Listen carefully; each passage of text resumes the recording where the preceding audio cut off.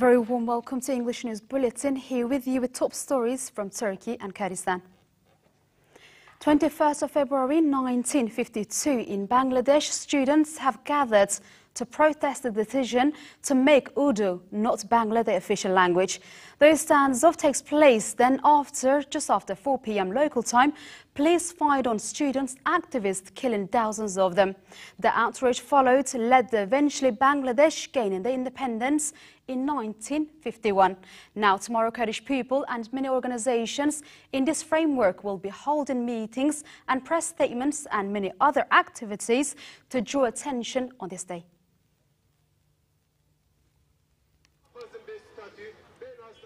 To mark the International Mother Language Day, Kurdish population under the slogan, "Political struggle is a struggle to protect the language, history and lands," in the main Kurdish city, Ahmet will make press statements and different means of activities to highlight the importance of the mother language. Kurdish Education and Language Movement Tezepe Kurdi is organizing one-week events and activities to mark the International Mother Language Day. 21st of February events will also be supported by the BDP Peace and Democracy Party, DTK Democratic Society Congress, Eğitim Sen and Kurdider. Leaflets already distributed and banners hanged on billboards. A march from Koşuyolu Park's Kurdider office will take place tomorrow at around 1 p.m.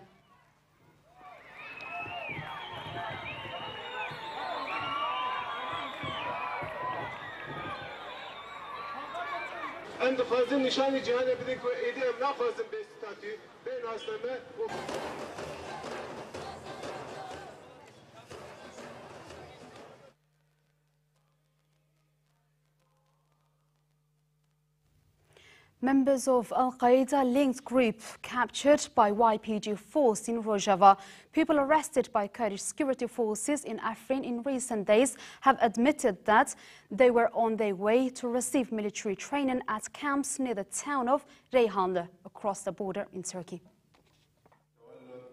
Following the investigations, it has emerged that training camps exist in Reyhanlı. One of those arrested was Sheikh Mohammed Mekawi. When the rebellion began in Syria, Mekawi joined an association in Aleppo called the Sham Sherif, which has its HQ in Reyhanlı. Mekawi said, "A person by the name of Abu Zainab, who is in charge of the association, told me that if I wished, he could send me to the Islamic Research Center in Reyhanlı for training in Turkey." Police sources said Mekawi had provided other information that they could not yet make public, but that he had confirmed that organizations founded as charities and educational centers were in fact military training camps. Another person was 19 years old Abdullah Genco, who had been an imam in 2 mosques in Aleppo. He said he had also been recruited by same person, Abu Zainab, and was on his way to receive a month's training at the camp. Security sources in Afrin said that they had been arrested after information had been received about possible suicide and other attacks in the area.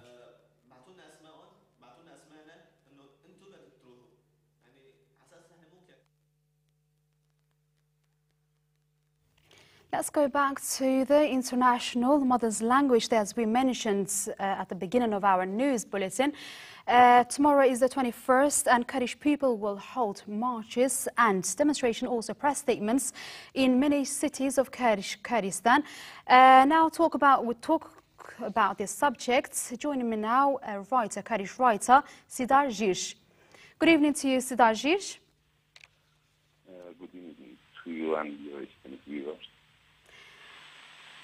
Sidar, just to start with, I would like to ask you, as a writer, Kurdish writer, how important is your language, your mother language, to you? Yes, at first I want to say that a Kurdish proverb says, "Trees grow one day onwards and people will develop with their language." And mother language is not a simple word. As we know, it's a main human right and is right for all people in the world. Do you hear me? I can hear you, Mr. So you can continue. Yes. Languages are most powerful instruments of preserving and developing our tangible and intangible heritage. And as we know, the International Mother Language Day is an observance held annually on 21st February worldwide to promote awareness of linguistic and cultural diversity and multilingualism. And the International Mother Language Day has been observed every year since 2007 to promote linguistic and cultural diversity and multilingualism. And as we know, the International Mother Language Day was proclaimed. Mm-hmm. Do you hear me? Yes, I can hear you. Ms. Sidar, can I just ask another question? Is there, as we know, because of the political problems, the Kurdish language, it was forbidden. Is it still like that in Turkey? Could Kurdish people speak their language freely at the moment in Turkey? Yes. As we know, International Mother Language Day was proclaimed by the General Conference of UNESCO in November 1999. On the 16th of May 2009, the United Nations General Assembly, in its resolution, called upon member states to promote and preservation and protection of all languages used by peoples of the world. But today we cannot say that Turkey Republic, Islamic Republic of Iran, and Syria Republic and their government to comply with these calls, because the ban on spoken language in public places, government office, and schools continue till now. Because the policies of them since their establishment were a typical case of what has been called linguistic and linguistic genocide. Yes. Yeah. And how will Kurdish people meet this day tomorrow? Tomorrow's International Mother Language Day will be marked under the slogan "Political Struggle to Protect the Language, History and Land" in the main Kurdish city, Ahmed. And the Kurdish Education and Language Movement is organizing one weekend and activities to mark the International Mother Language Day. And the 21st February will also start by the Peace and Democracy Party and the Democratic Socialist Congress, ATSM and Kurdidas. And now leaflets distributed and banners hanging on billboards on 18th, 19th and 20th February in scope of event led by TSA people in the city. And for tomorrow, the Mercenaries will also stage a march from Koşyolka to Kurdida office at 1 p.m. on 21st February. And in schools, Kurdish teachers will study for 2 hours as with their students in all schools by members of 18th. Well, thank you very much, Sidar Jish, a Kurdish writer. If you let me, I want to say that at the end of my speech, I want to call for all Kurds to speak, write, and read in Kurdish. And I hope Kurdish language will be free to as all language of the world, because as the first article of the text of the Girona Manifesto on Linguistic Rights has stated, linguistic diversity is a world heritage that must be valued and protected, because our language is our honor. Well, thank you very much, Mr. Sidar Jish, Kurdish writer, and we hope your message has been heard. Thank you for being with us. It is reported that the security forces in the administrative capital of the Jizre County, Amude, have defused a bomb before it could explode. The security forces responded to a tip-off regarding a package left in front of the PYD office. Security teams sent to the scene detected a bomb with a timer in the package, and after safety precautions had been taken, made the package safe. The security forces in West Kurdistan are gaining expertise as regards preventative measures. Today's incident in Amude comes after the YPG made safe a truck loaded with a bomb in the Ceza area of Cizre Canton on 18th of February.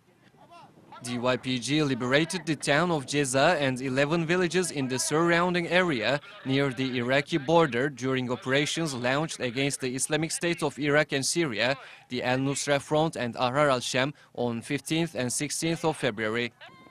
YPG has announced that also they captured 30 members of the Islamic State of Iraq and Syria affiliated to Al-Qaeda in operations.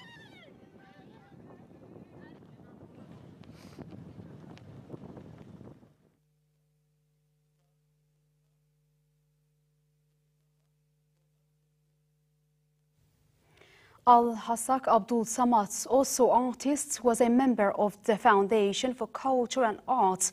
In Al-Hassak, Abdul lost his life at the results of the clashes.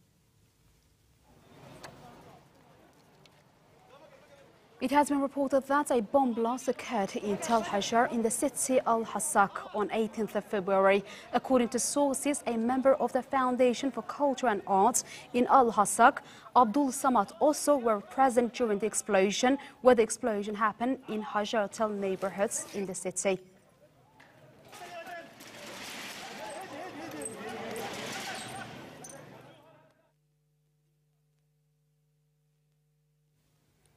Kurds in Rojava or West Kurdistan are fighting for an autonomous region in the northeastern of the country.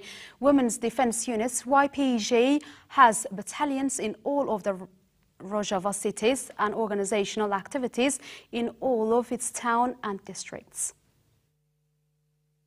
Since mid-July, the Women's Defense Units, YPG guerrillas, are engaged in fighting Al-Qaeda-linked armed groups on several fronts in Rojava.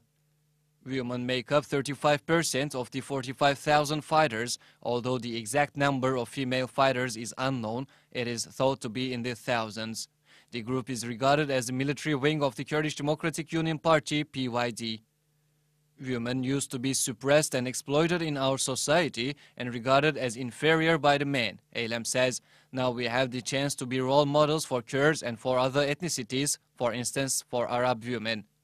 In effect, the entire region is isolated from the outside world because the Syrian Kurds' attempts at self-rule aren't welcomed by all their neighbors. Ankara fears a Kurdish uprising in Turkey should the Syrian Kurds model succeed.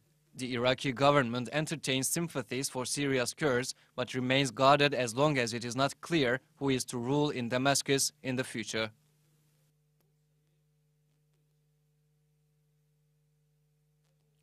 Now let's go to Rojava and speak to Barzan Isoy, Kurdish journalist, to get the latest developments in Rojava.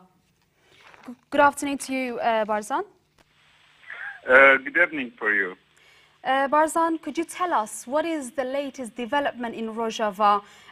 Is there any clashes? If you could tell us the present atmosphere right now there. Yeah, in fact, now I'm in Turkey, in Istanbul, but I'm following the news, the latest news in Rojava. Oh, so you're not in Rojava? Yeah. Okay.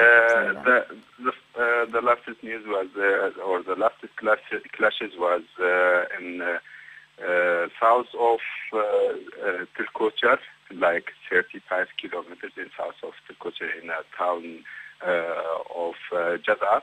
After that clashes, there is some clashes between Jabhat al-Akrad and the Islamic Front and ISIS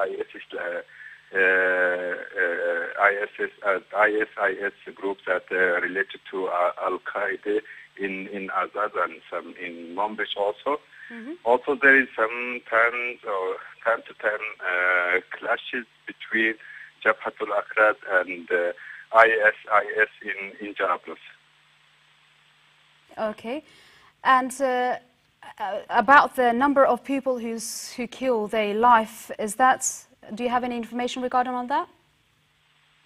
In fact, there is, the Human Rights Observer have shared some information about Syria in general. They said that about 847 people were died in last few weeks in Syria, and most of them, or majority of them, are from civilian people. They said that between them there are some 200 kids and like 300 women. That was the last number. But about the last number in Rojava, in fact, what I know that a member of YPG, the Kurdish Defense Unit, was martyred in Jaza. After that, there is no victims, in fact, in other part of Rojava. Mm-hmm. And Barzan, lastly, do you, I know that you're not in Rojava present, but do you know tomorrow is the 21st of February, is the International Mother's Language Day. How Rojava people will celebrate this day, or how would they meet this day tomorrow? Do you have any information regarding on that?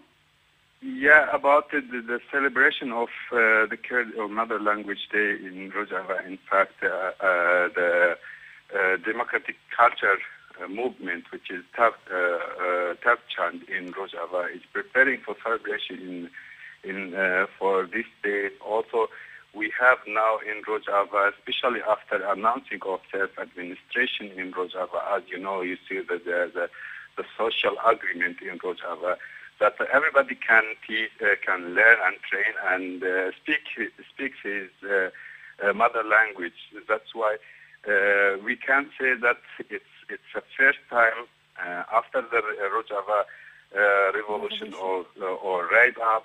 It's the first time in Rojava that we can celebrate this day freely, and we are talking our mother language. Mm-hmm. Barzan Isso, journalist, thanks for joining us and sharing the information that you just shared. Thank you. Swedish Left Party MP Amina Kakabava said she would make a written application to the Interior and Justice Ministries to visit Kurdish leader Abdullah Öcalan. Amina Kakabava said the peace process in Turkey has come to a halt on account of it being conducted unilaterally. Kakabava said the talks should be carried out in transparent fashion under the auspices of country or institution in order for the peace to be revived. Kakabava said she would make a written application to the Interior and Justice Ministries to visit Kurdish leader Abdullah Öcalan.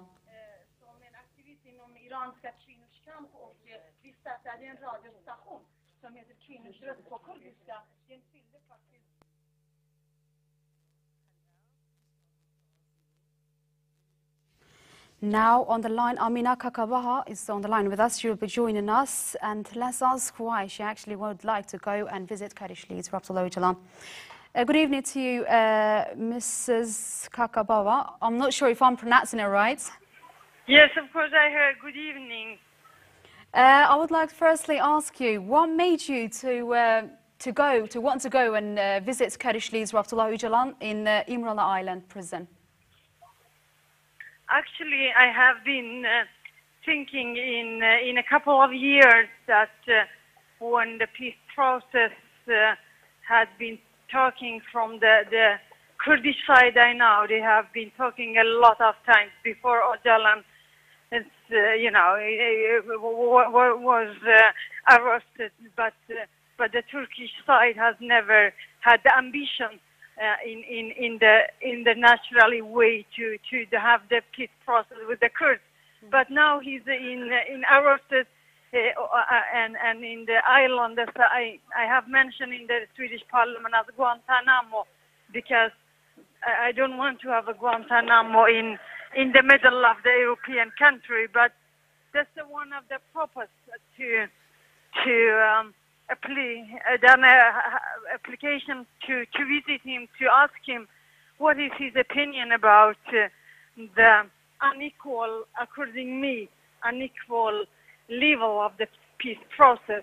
We have one side, the state, the government, and the other side we have a people's representative. He's arrested in the island as a Guantanamo. I want to actually meet him and ask him if what he's thinking about how it's going on about the peace process.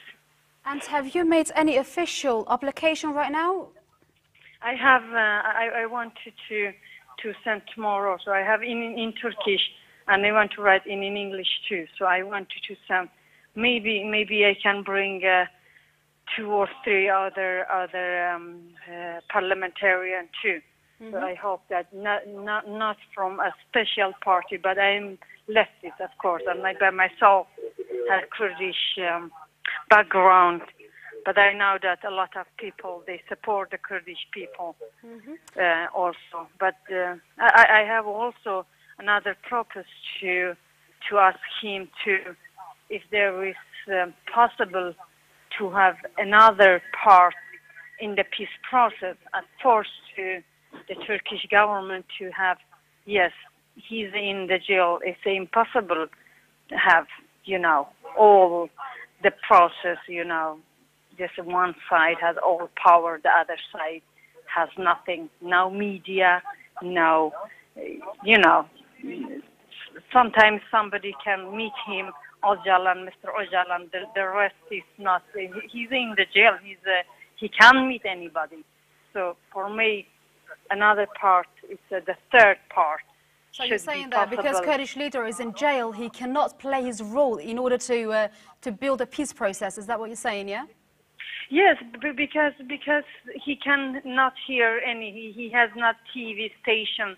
He can listen to how the other, people and the civil society and the Kurdish society, they are saying. Just, I know that the comrades from BDP, they meet him very seldom. It's once a week now, but it's just because about 1.5 months is election. So always Turkey has, one purpose also because it's. Yeah, Mr. Kakbaba, lastly, are you expecting a positive decision? Sorry? Are you expecting a positive decision if you make application to Interior Ministry? Of course, I want to do that. Of course, when I am doing that, when the answer will coming, so I want to publish that because I am not just an individual. I am a parliamentarian from the Swedish Parliament, and I have done before too when Mr. Zarakolo and Mrs. Bushra was also a member of BDP in the jail. So I have fighted for both those persons too, and I have been meeting them in the jail. So it would be also possible for him because he's also a political prisoner. Yes. Ms. Amina Kakbaba, Swedish Left Party MP. We wish you good luck and thanks for joining us. Thank you so much. Bye. Good. Bye. The Freedom for Öcalan for Peace platform spokeswoman Zübeyde Teker has underlined that the campaign aims at collecting 10 million of signatures.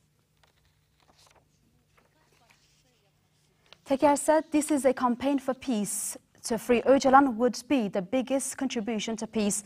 Teker added that the campaign aims to make the request of freedom for Öcalan as the natural demand pupils should ask. We will get Öcalan knowing to everybody his ideas, his thoughts, his role and contribution to peace. The campaign has been run in Turkey, Kurdistan and in Europe. The collection of the signatures will end in September, said Teker, adding that the first leg of the campaign is the Kurdistan until 4th of April, the Kurdish leader's birthday. After that, the campaign will continue in Turkey.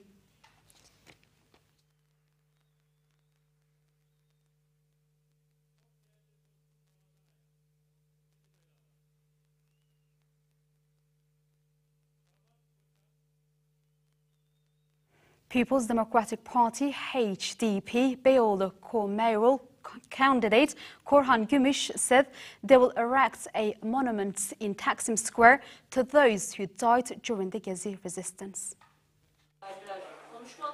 HDP Beyoğlu Municipality co-mayoral candidates Korhan Gümüş and Seyhan Alma spoke at a well-attended public meeting. Seyhan Alma greeted the audience in Kurdish and said she is representative of all different cultures in Beyoğlu. Alma explained the reason that she had chosen HDP is to prevent the destruction of this culture and history and said, "As a Kurdish woman, I have suffered a lot of discrimination. I was sacked for being Kurdish and for wearing a headscarf.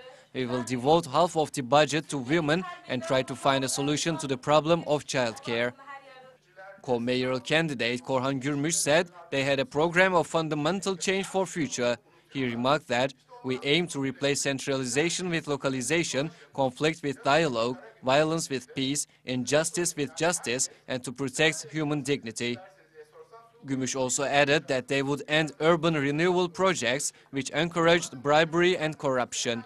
Instead, we will introduce projects which protect tenants' rights and improve the quality of life. We will make Taksim Square a place for people to go and will build a memorial to those who died during the Gezi resistance.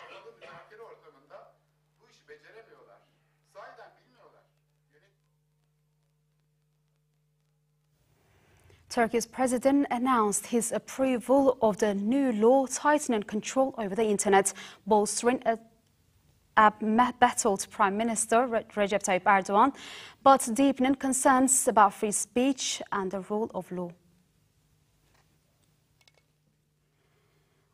Ironically, Turkish president announced his decision with a tweet. The bill passed by parliament this month and was approved by President Abdullah Gül late Tuesday are seen by Erdogan's critics as an authoritarian response to a corruption inquiry shaking his government. The new law on the judiciary will give the government more influence over the naming of judges and prosecutors, while the internet bill will enable the authorities to block access to the web pages within hours without prior court order. After new internet law, many internet users replace the internet browser with Tor, internet browser.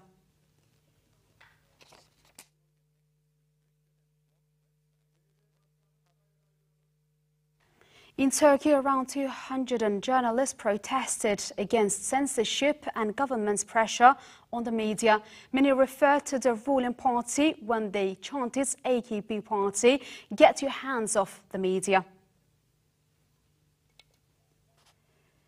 Last week, recordings were leaked on the internet reportedly of Turkish TV executives manipulating an opinion poll and seeking reporters under government's pressure. Journalist Hilmi Hacıoğlu explained the government is trying to control the media by using bosses or the journalists close to them. Journalists are saying they've had enough and gathered here in the traditional press district. The demonstrators marched to Istanbul Governor's Office. Journalist Çiğdem Anat read a declaration calling to an end to pressure on the media. The censorship is squeezing the journalists. Pressure, censorship and auto-censorship is burning the media. The Prime Minister is interfering with the live reports and even subtitles. The protests have regained in debates about restrictions on press freedom, something the EU candidate nation is very familiar with.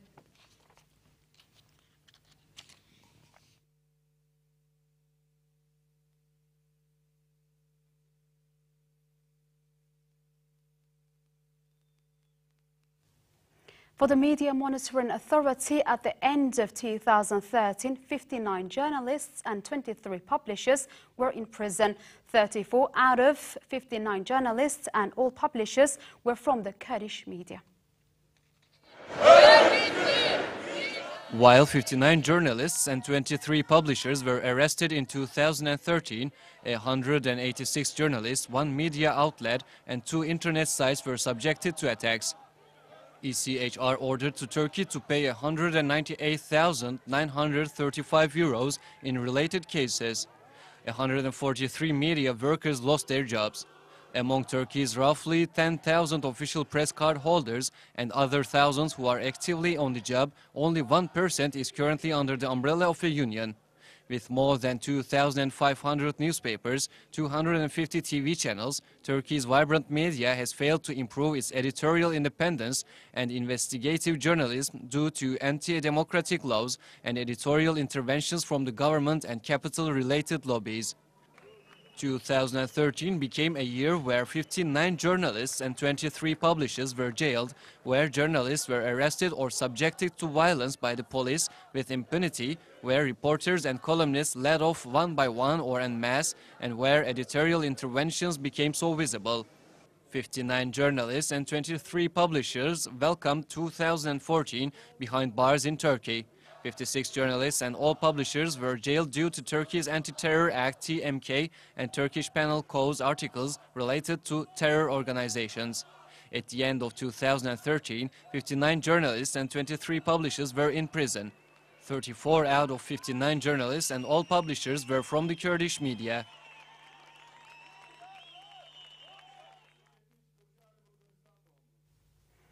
Bakırköy 13 High Criminal Court continued with Operation Back to Life case last week. Plaintiff attorneys requested an investigation in judicial escrows as no information has yet to be found for 14 years.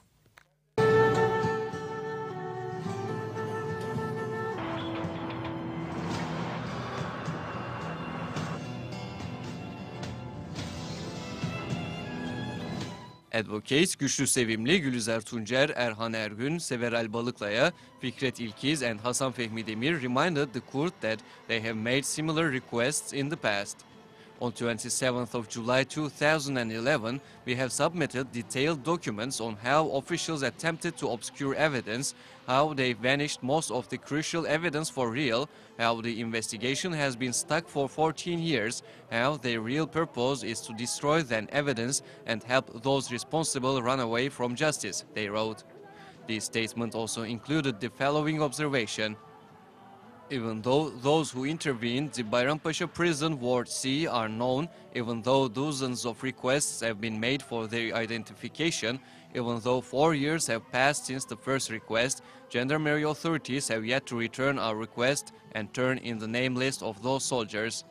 High-rank military officials like Aytaç Yalman and Osman Özbek must stand trial related to the case, or at least they need to be summoned by the court for their statement as a witness.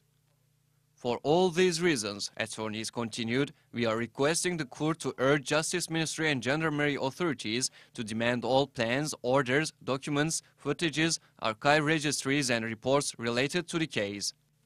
Between 19th and 22nd of December 2000, a simultaneous operation in 20 prisons across Turkey left 28 inmates and 2 soldiers dead, dozens injured. While 6 women were burned to death in Bayrampaşa prison, the total casualties turned out 12.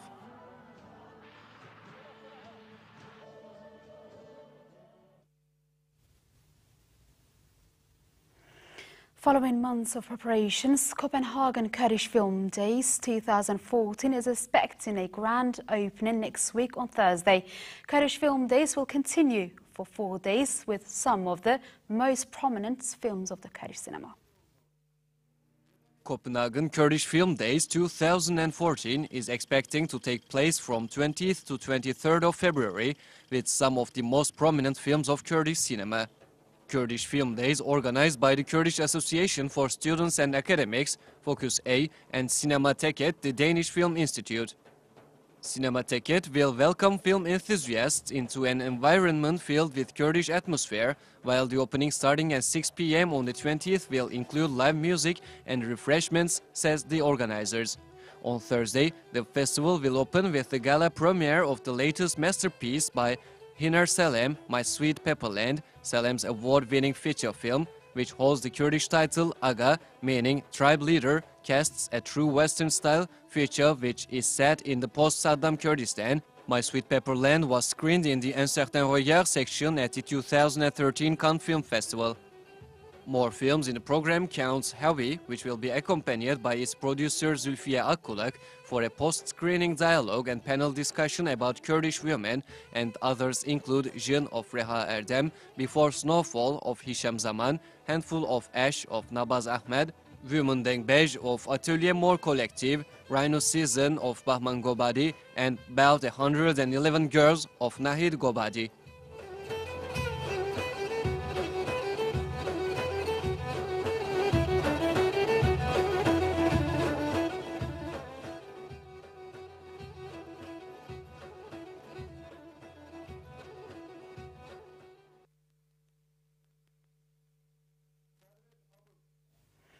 This was it for tonight. We will see you next week at the same time. Thanks for watching us. Bye-bye.